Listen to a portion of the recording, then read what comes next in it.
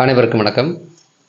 கடந்த 1ஆம் தேதி ஞாயிற்றுக்கிழமை நெல்லை சந்திப்பு அருகே தென் தமிழகத்தில் நடைபெறுகின்ற தொடர் படுகொலைகளை கண்டித்து ஒரு ஆர்ப்பாட்டம் மள்ளர் பேராயத்தினுடைய தலைமை ஒருங்கிணைப்பாளர் தமிழ்மாறன் அவர்களுடைய தலைமையில் நடைபெற்றது.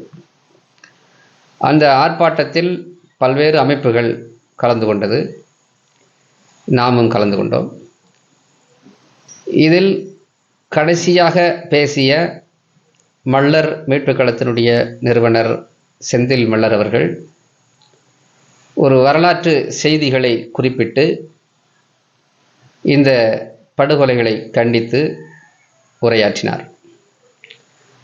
அந்த உரையானது பல்வேறு சர்ச்சைகளை ஏற்படுத்தியிருக்கிறது. இதற்கு அந்த குறிப்பிட்ட சமுதாயத்தைச் சேர்ந்த அமைப்புகள் ஆங்காங்கே காவல் கண்காணிப்பு அலுவலகம், மாவட்ட ஆட்சியர் அலுவலகம் என்று செந்தில் மள்ளர் அவர்களை கைது செய்ய வேண்டும் என்று வலியுறுத்தி இவர்கள் புகார் அளித்த வண்ணம் இருக்கிறார்கள். இப்போ அவர் என்ன பேசினார், என்ன பின்புலத்தில் பேசப்பட்டது என்று நாம் பார்த்துவிட்டு பின்பு இதற்கான எதிர்வினைகளை நோக்கி போவோம். தென் தமிழகத்தில் தொடர்ச்சியாக ஒரு சமூகத்திற்கு எதிராக படுகொலைகள், வன்கொடுமைகள் நடந்து கொண்டே இருக்கிறது. அதற்கு ஒரு குறிப்பிட்ட சமுதாயம்தான் காரணம் என்கின்ற அடிப்படையில் அந்த குறிப்பிட்ட சமுதாயத்தினுடைய குறியீடாக இருக்கக்கூடிய ஒருவர் இவர்கள் வேண்டுமென்றே போலியாக கட்டமைத்திருக்கிறார்கள் என்று அவர் குற்றம் சாட்டுகிறார், செந்தில் மள்ளர் அவர்கள். அப்போ அதற்கு அவர் சொல்லக்கூடிய கருத்து வரலாற்றின் அடிப்படையில் அதை நான் மெய்ப்பிக்க தயாராக இருக்கிறேன், அதை ஆவணங்களின் அடிப்படையில் நான் மறுக்கிறேன் என்று அவர் சொல்லுகிறார். அந்த ஆர்ப்பாட்டத்தில் பசும்பொன் முத்துராமலிங்க தேவர் அவர்கள் ஒரு வட்டார தலைவர் அல்லது ஒரு மறவர் சாதிக்கு தலைவர், அதுவும் குறிப்பிட்ட அந்த ஒரு உட்பிரிவாக இருக்கக்கூடிய ஆப்பநாடு மறவர் சாதிக்கு தலைவர் என்று சொல்லுகிறார். அப்போ அதையும் அவர் ஆதாரங்களின் அடிப்படையில் நான் மெய்ப்பிப்பேன் என்று சொல்லுகிறார். அதற்கு இப்பொழுது ஒரு ஆவணங்களும் வந்திருக்கிறது.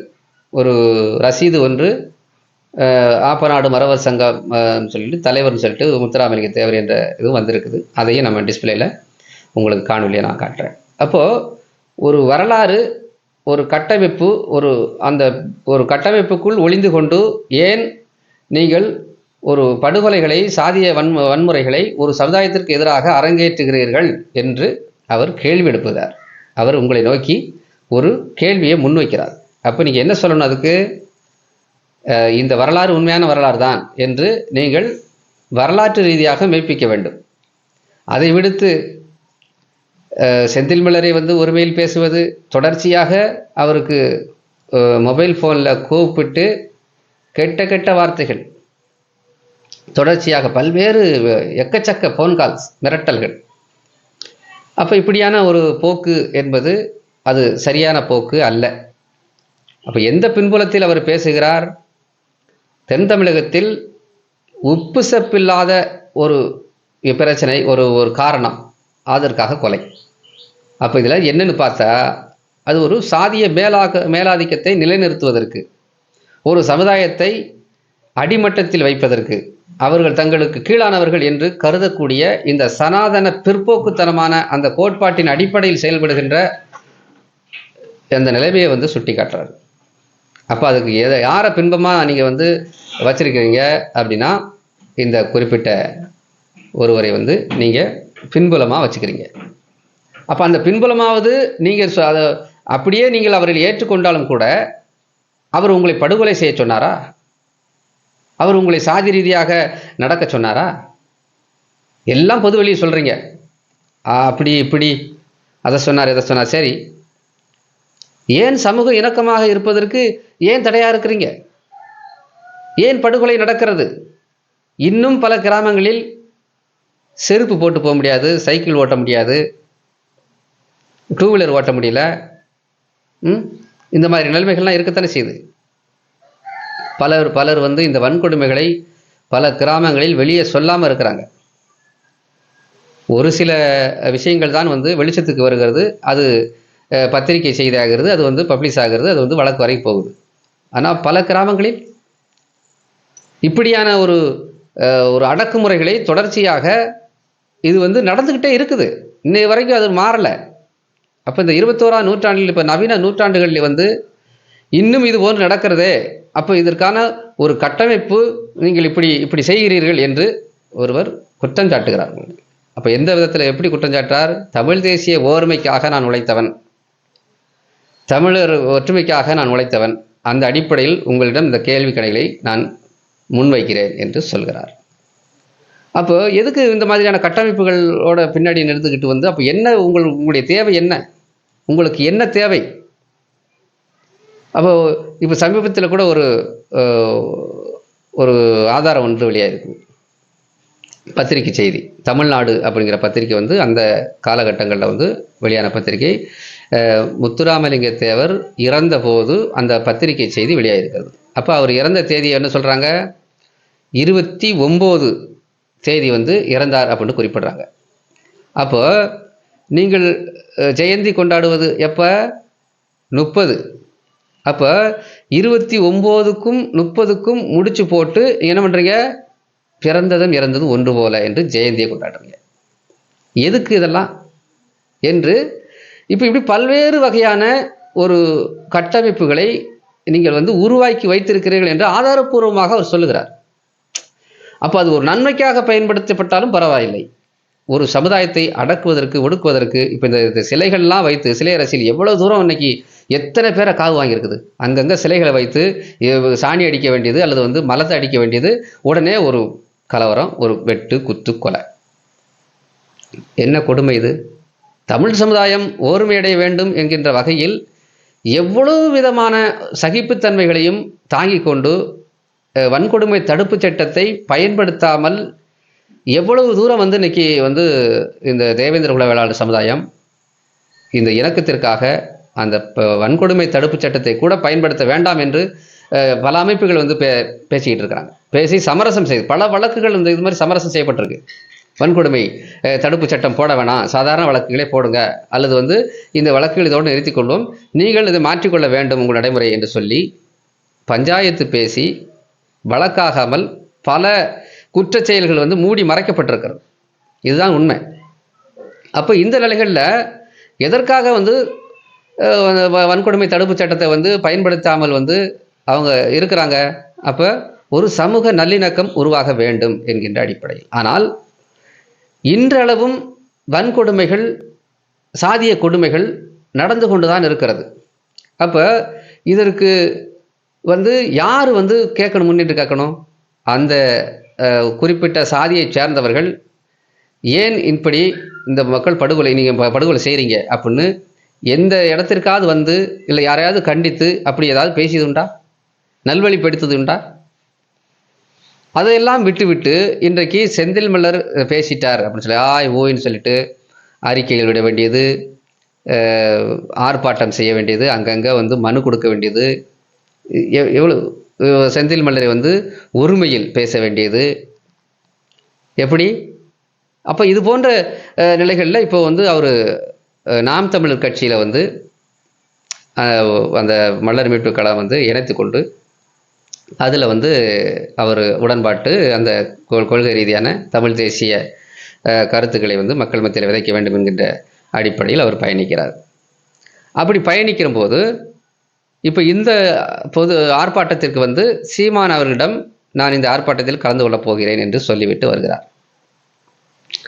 சொல்லிவிட்டு வந்து இங்கே வந்து அந்த யதார்த்த சூழ்நிலைகளை அதுக்கான பின்புலத்தை வந்து அவர் அம்பலப்படுத்தும் விதமாக வந்து அவர் சொல்கிறார். உடனே என்ன பண்ணுறாங்க? நாம் தமிழர் கட்சியில் எப்படி அந்த சாதி ரீதியாக செயல்படக்கூடியவர்கள் இருக்கிறார்கள் என்று பாருங்கள். நீங்கள் என்ன செய்யணும்? அவர் ஒரு கருத்தை வந்து பதிவு செய்கிறார். சரி, அதில் உண்மை இருக்கிறதா இல்லையா, அது வரலாற்று ரீதியாக உண்மையா, அதுக்கு எவிடன்ஸ் இருக்கிறதா என்பதெல்லாம் விசாரிக்காமல் என்ன பண்ணுறீங்க? அறிக்கை. அது யாரோ துரைமுருகன் என்பவர் எவ்வளவு மோசமாக எத்தனை படுகொலைகள் வந்து தென் மாவட்டங்கள் வந்து அரங்கேறி இருக்குது இது வரைக்கும். அதெல்லாம் வந்து நம்ம கணக்கெடுத்து பார்த்தோம்னா அதனுடைய பின்புலத்தை பார்த்தோம்னா அந்த சாதியில தான் போய் முடியும். இவன் இந்த சாதிக்காரன், அதனால நான் வெட்டி கொண்டேன். அப்போ இந்த மாதிரியான நிலைகளில் என்றைக்காவது ஒரு கண்டன அறிக்கை பதிவிட்டிருக்கீங்களா? அது ஒரு குறிப்பிட்ட சாதி தானே வந்து இந்த படுகொலை அரங்கேற்றுது. டாக்டர் கிருஷ்ணசாமி வந்து சென்ற முறை திருநெல்வேலியில் ஆர்ப்பாட்டத்தில் வெளிப்படையாக இந்த விஷயத்தை சொன்னார். ஒரு குறிப்பிட்ட சாதி தான் இந்த படுகொலைகளை அரங்கேற்றி கொண்டே இருக்கிறது. அப்போ இதை கண்டிக்க துப்பில்லாதவர்கள் இப்பொழுது ஏதோ பேசிட்டாங்கன்னு சொல்லிட்டு நீங்கள் வந்து பேசுறீங்க அப்படின்னா உங்களுக்குள்ள அந்த சாதி வெறி இருக்கா இல்லையா? எத்தனை வீடியோ வந்து நீங்கள் போட்டிருக்கிறீங்க? அதுக்காக நான் சாட்டை துரைமுருகனுக்கு வந்து இந்த கேள்வியை முன் வைக்கிறேன். எத்தனை தேவேந்திர குல வேளாளர் சமுதாயத்தினுடைய மக்கள் படுகொலை செய்யப்பட்ட போது எத்தனை படுகொலைகளுக்கு நீங்கள் கண்டனம் தெரிவிச்சிருக்கிறீங்க? இதெல்லாம் விடுத்து தமிழர் தேசிய ஓர்மைக்கு சதி செய்கிறார் என்று சீமான் வேறு அறிவிக்கை கொடுத்தார். யார் சதி செய்கிறது? செந்தில் மலர் வந்து சதி செய்கிறாரா தமிழ் தேசிய தமிழர் குடிகளுடைய ஓர்மைக்கு? இதெல்லாம் எப்படி இருக்கிறது? அந்த அறிக்கை உண்மையிலே சீமானவர்கள் எழுதவில்லை. சீமானவர்கள் கையெழுத்து மட்டும்தான், சீமான் கையெழுத்து. அந்த அறிக்கை முழுக்க அவரை சுற்றி உள்ள சாதியவாதிகள் எழுதிய அறிக்கை. அப்போ இந்த லட்சணத்தில் தான் சீமானவர்கள் நாம் தமிழர் கட்சியை வந்து நடத்திக்கிட்டு இருக்கிறார். இந்த லட்சணத்தில் தான் நடத்திக்கிட்டு இருக்கிறார். அதனால தான் எல்லாரும் பிடிங்கி ஓடியாராங்க. கடந்த முறை நெல்லையில் ஒரு ஆலோசனை கூட்டத்தில் கூட இந்த விஷயம் வந்து அப்பட்டமாக வெளிப்பட்டது. சாட்டை துரைமுருகன் மீது அப்பட்டமாக ஒரு குற்றச்சாட்டை சுமத்தி நான் இந்த சாதியை சேர்ந்தவர் அப்படின்னு சொல்லி வந்து ஒரு காணொலி போடுறாரு. அது வந்து தொடர்ச்சியாக அந்த சாதியை வந்து பாதிக்கப்படும் போதெல்லாம் அந்த சாதிக்காக அவர் வந்து குரல் கொடுப்பார். அது வந்து அந்த காணொலியாகவே நம்ம பார்க்கலாம். அப்போ இப்படி சாதி ரீதியாக செயல்பட்டுக்கிட்டு இருக்காரு சாட்டை துரைமுருகன் என்று அந்த நெல்லையில் நடந்த ஆலோசனை கூட்டத்தில் சொன்னவர்கள் விரட்டி அடிக்கப்பட்டார்கள். எப்படி போடா நாயே, இது என்னுடைய கட்சி என்று சொல்லக்கூடிய அளவிற்கு இங்கே அவர் வந்து ஒரு சாதிய வலைப்பின்னலில் மாட்டிக்கொண்டிருக்கிறார் சீமான். ஒரு சாதி அவரை சுற்றி சூழ்ந்து கொண்டு இருந்து அவரை இயக்குகிறது என்பதுதான் இந்த செந்தில் மல்லர் அவர்களுக்கு எதிராக எழுதப்பட்ட அறிக்கையின் சாராம்சமாக நம்ம கொள்ள முடியுது. அப்போ இதுக்கு மேலே வந்து தேவேந்திர குல வேளாளர் சமுதாயத்தை சேர்ந்தவர்கள் நாம் தமிழர் கட்சியில் பயணிப்பது என்பது அது சரியானதல்ல. இதை வந்து பரிசீலனை செய்ய வேண்டும். அங்கே நாம் தமிழர் கட்சி என்று கட்சி பேர் மட்டும்தான் நாம் தமிழர், இயக்குவது ஒரு குறிப்பிட்ட சாதியை சேர்ந்தவர்கள். எப்படி ஜெயலலிதா என்கின்ற ஒரு அம்மையார் அவர் வந்து ஆட்சியில் வந்து பின்புலமாக இருந்து கொண்டு எவ்வளவு சாதிய பயங்கரவாதத்தை வந்து தென் மாவட்டங்களில் அரங்கேற்றினார்களோ அதை போன்று இப்படி சீமான் பின்னாடி வந்து ஒரு சாதியவாத கும்பல் இருக்கிறது. அதை வந்து மற்ற சாதியை சேர்ந்தவர்களும் புரிந்துக்கணும். இங்கே வந்து நான் சாதியை தூக்கி பிடிக்கிறேன் அப்படிங்கிறது வந்து இது இல்லை. ஆனால் நடக்கின்ற யதார்த்தத்தை உண்மைகளை புரிந்து கொள்ள வேண்டும். சீமான் மீது வந்து நாம் தமிழர் கட்சி மீது நமக்கு எந்த விதமான ஒரு விஷயமும் இல்லை.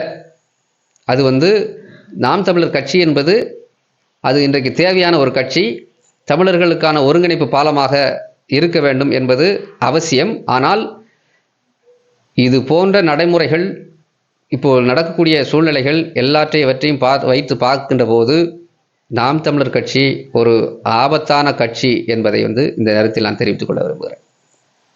அது வந்து முழுக்க ஒரு சாதி ரீதியாக செயல்படக்கூடிய அமைப்பாகத்தான் அது இருக்கிறது.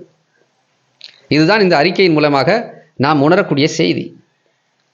அப்போ வரிந்து கட்டி கொண்டு இன்றைக்கு சாதி படுகொலைகள் நடக்கும்போது அமைதியாக வேடிக்கை பார்ப்பவர்கள் அதற்கு எதிராக ஒரு குரல் எழும்போது நீங்கள் வந்து வேடிக்கை பார்ப்பதை விட்டுவிட்டு கண்டன அறிக்கை பதிவு செய்வதற்கு உங்களுக்கு எந்த விதமான அருகதையும் இல்லை.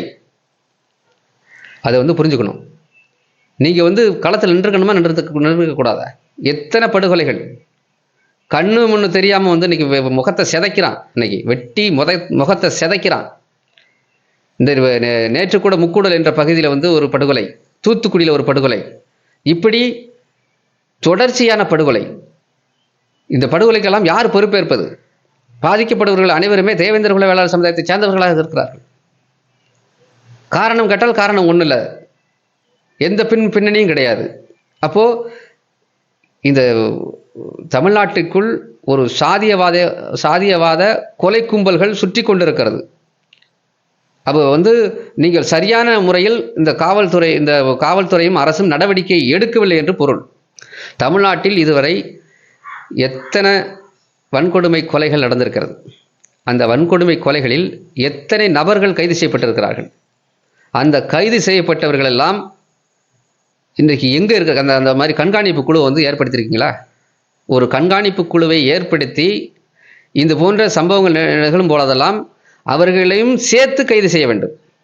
ஏனென்றால் இது எல்லாமே அவர்களை வழக்கில் இருந்து விடுதலை செய்து அல்லது அவர்கள் ஜாமீனில் வெளியே விட்டு இந்த மாதிரியான ஒரு சூழ்நிலை இருக்க போய் தான் வன்கொடுமை நிகழ்த்தினாலும் நாம் வெளியே மீண்டும் ஒரு வன்கொடுமை நிகழ்த்தலாம் என்ற எண்ணம் அவர்களுக்கு வருது. இப்போ சமீபத்தில் கூட வன்கொடுமை தடுப்பு சட்டத்தின் கீழ் தண்டனை வழங்கப்பட்டவர்கள் நல்லெண்ண அடிப்படையில் விடுதலை செய்திருக்கிறார்கள். அதெல்லாம் தவறு. அப்படி விடுதலை செய்யக்கூடாது. அப்படி விடுதலை செஞ்சாங்கன்னா வன்கொடுமை நிகழ்த்துபவர்களுக்கு ஒரு ஊக்கமாகிறோம். அந்த ஊக்கத்தை அரசு ஏற்படுத்தக்கூடாது. வன்கொடுமை தடுப்பு சட்டத்தின் கீழ் ஒருவன் கைது செய்யப்பட்டால் அவர்கள் தண்டனை அடைந்தால் அந்த தண்டனை இதை ஏகமானதாக அனுபவிப்பதற்கு இந்த அரசு வழிவகை செய்ய வேண்டும். பலரை வெளியே விடுவதனால்தான் வரக்கூடிய சிக்கல்கள் இது. அப்போ எத்தனை குற்றவாளிகள் இன்னைக்கு பிசிஆர் வழக்கு பெறப்பட்டு இன்னைக்கு வெளியே சுற்றிக்கிட்டு இருக்கிறான். இப்போ அவனுடைய சிந்தனை புள்ள எப்படி இருக்கும்? யாரையாவது வெட்டலாமா, யாராவது கொல்லலாமா, இப்படி தான் இருக்கும். அப்போ இதை கண்காணிக்க வேண்டியது அரசனுடைய கடமை. அந்த கடமையை நிறைவேற்ற வேண்டும். இது போன்ற வன்கொடுமைகளுக்கு எதிராக இந்த அரசு சாட்டைகளை சுழற்றினால் மட்டும்தான் இதற்கான விடிவு காலம் ஏற்படும். இல்லை என்றால் இது ஒரு சமூக மோதல் போக்காகவே இருக்கும் என்பதை கூறி விடைபெறுகிறேன். நன்றி, வணக்கம்.